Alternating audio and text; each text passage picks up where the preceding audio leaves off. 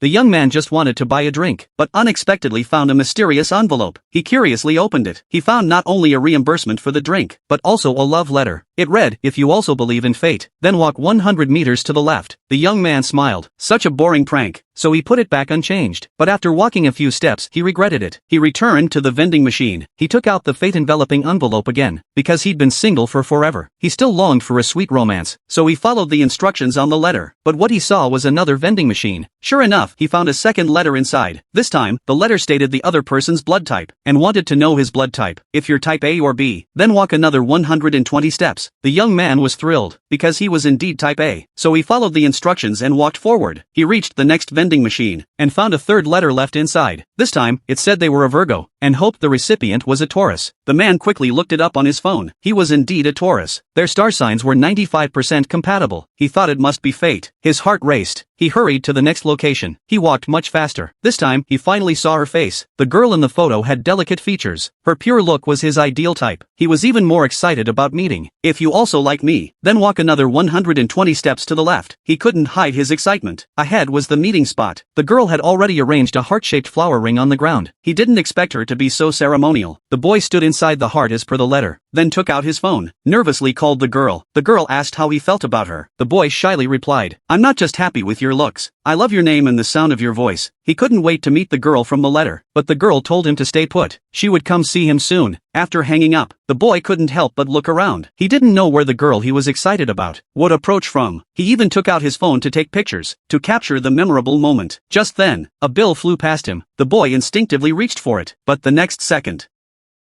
he didn't expect the girl to appear like that. If it wasn't for the bill in his hand, they might have walked to heaven together. Shaken, the boy turned and ran. He probably would never believe in love again.